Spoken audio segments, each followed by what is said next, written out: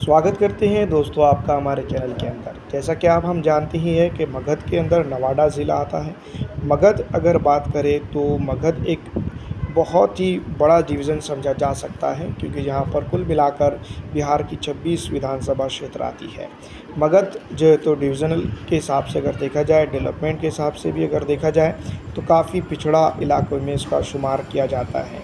लेकिन पिछले कई दिनों से जो है तो यहाँ पर डेवलपमेंट की बातें होते हुए आई है, लेकिन डेवलपमेंट के नाम पे यहाँ पर कुछ भी नहीं मिला है।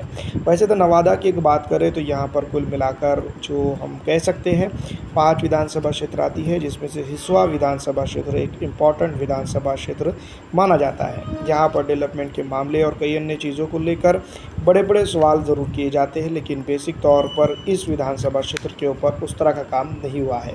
नीतू कुमारी पिछली विधानसभा चुनाव के दौरान यहाँ पर कांग्रेस पार्टी के प्रत्याशी के तौर पर जीत दर्ज करने में कामयाब हुई थी। ये एकमात्र ऐसी सीट थी जहाँ पर काफ़ी तगड़ा मुकाबला देकर तो जीत हुई थी। लेकिन बेसिक तौर पर अगर बात की जाए तो इस विधानसभा क्षेत्र के ऊपर मुस्लिम, पिछड़ा, दलित, आरक्षित और अन्य समाज ने काफ़ी अच्छा वोट जो है तो भारतीय राष्ट्रीय कांग्रेस पार्टी को दिया था।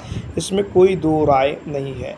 लेकिन इस इलाके के अंदर अगर डेवलपमेंट की बात की जाए या फिर कोई अन्य चीज़ों की बात करें तो यहाँ पर जो है तो कांग्रेस पार्टी देने में नाकाम हुई है। यहाँ पर जनता काफ़ी नाराज़ नज़र आ रही है। इस बार विधानसभा क्षेत्र की अगर बात करें तो नवादा के हिसुआ विधानसभा क्षेत्र के ऊपर जनता बड़ा उलटफेर कर सकती है। वहीं अगर हम बात करें राजौली विधानसभा क्षेत्र की, तो राजौली विधानसभा क्षेत्र के अंदर जिस तरह के हालात फ़िलहाल दिखाई दे रहे हैं, उसी तरह से दोस्तों इस बार भी यहाँ पर भारतीय जनता पार्टी और जो है तो आरजेडी के गठबंधन के बीच में काफ़ी अच्छा मुकाबला देखने को मिलेगा। लेकिन पिछली विधानसभा चुनाव में जिस तरह के वादे जो है तो राष्ट्रीय जनता दल ने किए थे, वो उसको पूरा करने में नाकाम हुई है, जिसके चलते जनता काफ़ी नाराज़ ज़रूर नज़र आती हैं। लेकिन इसकी नाराज़गी कहाँ तक रहेंगी, ये सबसे बड़ा और अहम सवाल नज़र आता है। पिछड़ा हो, दलित हो या फिर आरक्षित समाज हो, इस बार विधानसभा चुनाव के दृष्टिकोण से अगर देखा जाए तो काफ़ी नाराज़गी के चलते भारतीय जनता पार्टी की तरफ झुकता हुआ भी नज़र आ रहा है। लेकिन मुस्लिम समुदाय की अगर हम बात करें, जिस तरह से अपने आप को वो ठगा हुआ महसूस कर रहा है और इस बार इस विधानसभा के अंदर ऑल इंडिया मजलिस इत्तेहादुल मुस्लिमीन ताल ठोकने में कामयाब हो जाती हैं, तो कहीं ना कहीं यहाँ पर यूँ भी हम कह सकते हैं कि आरजेडी के लिए काफ़ी नुकसान का सबब बन सकती है। पहले से तो मैं आपको बता दूं कि पिछली विधानसभा चुनाव और अब की विधानसभा चुनाव के तुलनात्मक स्थितियों का अगर जायज़ा लेते हैं तो आरजेडी ने उस तरह का डेवलपमेंट या मुसलमानों के हितों की बात करने में वो नाकाम दिखाई देती है। इस विधानसभा चुनाव के अंदर काफ़ी कुछ चीज़ें जो है तो बढ़ चढ़ के रहेंगी, लेकिन जिस तरह के हालात है और जिस तरह की जो है तो यहाँ पर की जनता की फ़िलहाल रुझाना थे, उन तमाम तर चीज़ों को अगर एक जगह जमा कर दिया जाए तो ये बात हम ज़रूर कह सकते हैं कि इस बार विधानसभा चुनाव के अंदर भारतीय जनता पार्टी के लिए बड़ा फ़ायदा हो सकता है। नवादा विधानसभा क्षेत्र की अगर हम बात करें तो यहाँ पर इस विधानसभा क्षेत्र के ऊपर काफ़ी कुछ चीज़ें होते हुए नज़र आ सकती है।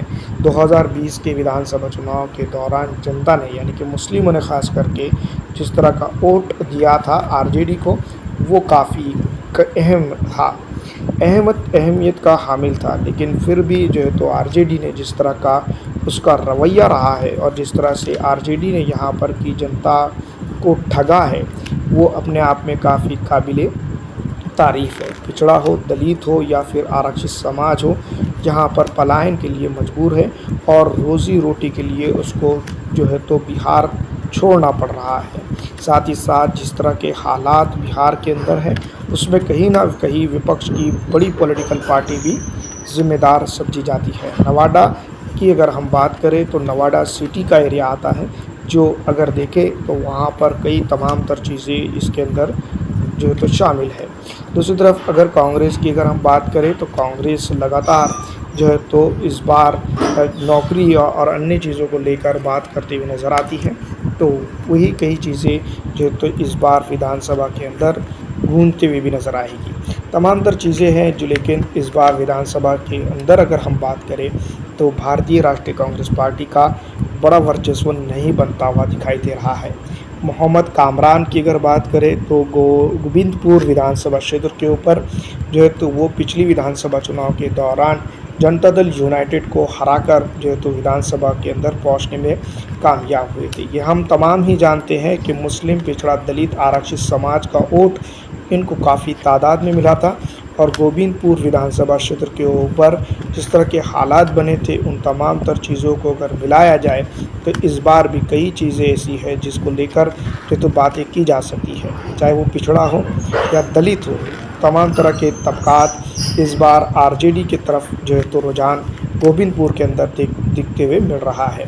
बशर्त ये है कि ऑल इंडिया मजलिस इत्तेहादुल मुस्लिमीन अगर यहाँ पर अपना प्रत्याशी उतारती है तो इस विधानसभा क्षेत्र के ऊपर बड़े रुझानों ये तो तब्दील करवा दे सकती है। अगर हम बात करें मुस्लिमों की तो मुसलमान जो है तो ख़ास करके जिस तरह से वक़्फ़ बिल कानून की बात करें उसको लेकर आक्रोशित नज़र आ रहा है और जनता दल यूनाइटेड के को लेकर जो है तो काफ़ी सवाल खड़े करता हुआ नज़र आ रहा है। पिछली दफ़ा विधानसभा चुनाव में हमने आंखों देखी थी कि जनता दल यूनाइटेड को जनता ने पूरी तरह से नकारा था, लेकिन गोविंदपुर विधानसभा क्षेत्र के ऊपर इस बार इस तरह का एहसास ज़रूर जनता दिखाती हुई नज़र आ रही है कि इस बार ज़मानत तक ज़ब्त हो सकती है। पिछले जिस तरह के माजी के हालात जो है तो बने हैं उन तमाम तर चीज़ों को अगर एक साथ जमा कर लिया जाए तो जनता दल यूनाइटेड के लिए एक तरह से देखा जाए तो बहुत बड़ा सरदर्द ये बन सकते हैं। पिछड़ा हो, दलित हो या फिर आरक्षित समाज हो, तमाम तरफ के तबकात जो है तो आरजेडी के साथ नाराज़ है और साथ ही साथ जो है तो इस बार बड़ा उलटफेर हो सकता है। बशर्त ये है कि ऑल इंडिया मजलिस इत्तेहादुल मुस्लिमीन अगर यहाँ पर अपना प्रत्याशी उतार दे तो यहाँ पर कई चीज़ों को लेकर बड़े टकराव की उम्मीद दिखाई दे रही है। लेकिन इस टकराव के बीच में कहीं ना कहीं जो है तो भारतीय राष्ट्रीय कांग्रेस के गठबंधन के प्रत्याशी को हार का सामना करना पड़ सकता है। तमाम तर चीज़ें हैं, लेकिन जिस तरह के हालात जो है तो स्टेट के अंदर डेवलप हुए हैं या फिर भारत के अंदर जो तो संवैधानिक खतरे को महसूस किया जा रहा है, उन तमाम तर चीज़ों को लेकर यही बात ज़रूर कही जा सकती है कि इस बार विधानसभा चुनाव के अंदर पिछड़ा हो, दलित हो, आरक्षित समाज हो, वो संविधान की लड़ाई लड़ता हुआ दिखाई देगा। देखना ये होगा कि इस संविधान की लड़ाई में कौन जीत दर्ज करता है।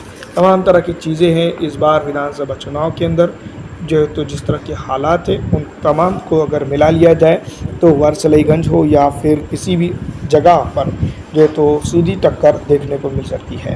दोस्तों, नवादा ज़िले की पाँचों विधानसभा क्षेत्र के ऊपर अगर हम बात करें तो पिछली विधानसभा चुनाव के अंदर काफ़ी अच्छे मुकाबले देखने को मिले थे, लेकिन इस बार विधानसभा के अंदर कई एक चीज़ों को लेकर बदलाव होता हुआ नज़र आ रहा है। आपको क्या लगता है कमेंट करके ज़रूर बताइएगा।